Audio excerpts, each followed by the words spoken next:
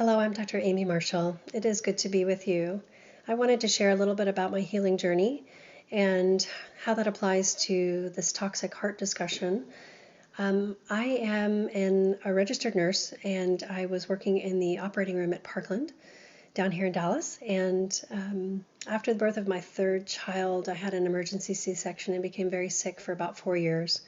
What I realized was that the C-section that I had was decreasing the voltage and energy to my thyroid, also to the frontal lobe of my brain. And so I began to have thyroid issues.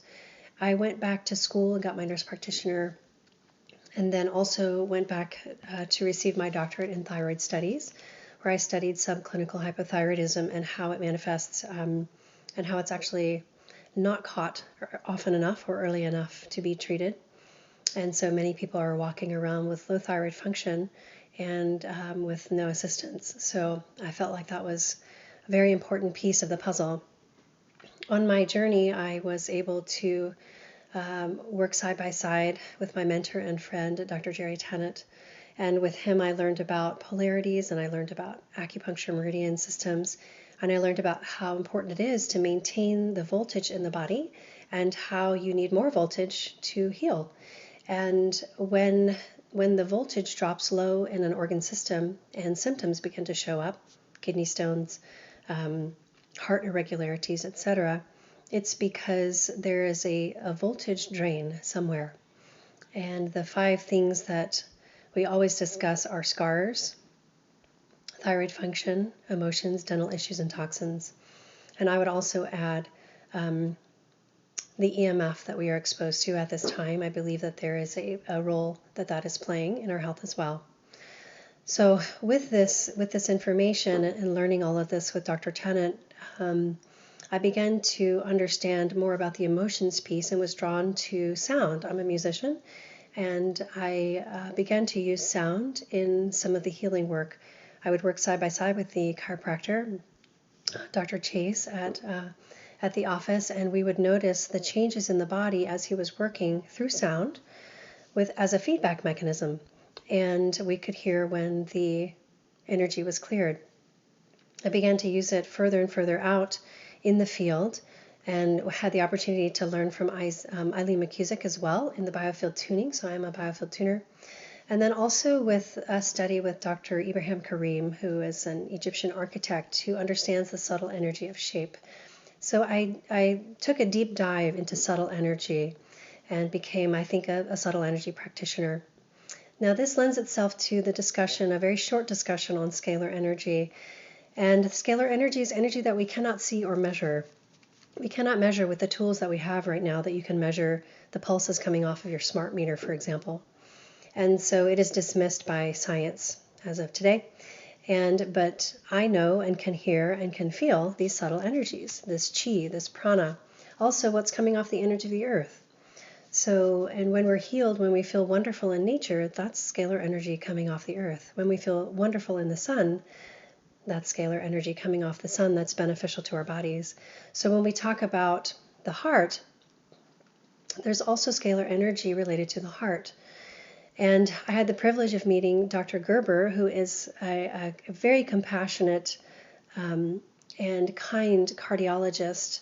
I see the love that he has for the knowledge that he brings to his work, and he is committed to bringing the best forward and to his patients. And so he and I have had this discussion on the heart and this toxic heart that he describes, and I'm so glad that he is focusing on that, because I believe that this toxic heart piece is something that we all need help with. So thank you, Dr. Gerber, for bringing this to the forefront. In my sound work, what I feel is that there is a great disconnect that we experience when we have the emotions of fear, when we have the emotions of loss and grief and sadness.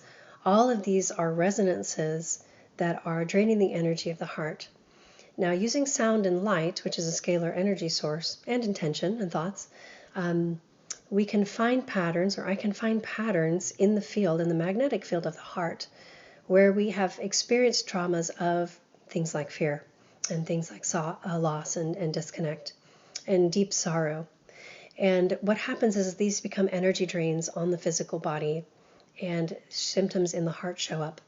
So, for example, I was working actually on another cardiologist, and I allowed him to listen to the biofeedback of the different chambers of his heart and the different valves of his heart, and was able to identify the valve that was giving him the most trouble. It was a mitral valve issue, and you can actually hear the decrease in sound. And so then I was prompted to go back and find where this trauma had occurred when he was a young boy. And so we were able to clear this trauma, so basically bring up the resonance, a lower vibration to a higher vibration that is neutral and resonant with the body and a donor of energy to the body as opposed to a drain. And you could hear the valve clear. So and so we've worked together before, and his heart function has improved.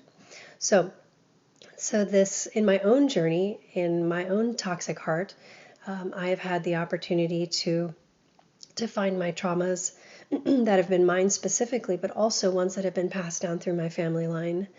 There have been, family members that have gone through the Great Depression, and you can hear this energy loss in their life, and that's been passed on through the DNA. There is no such thing as junk DNA. That is information.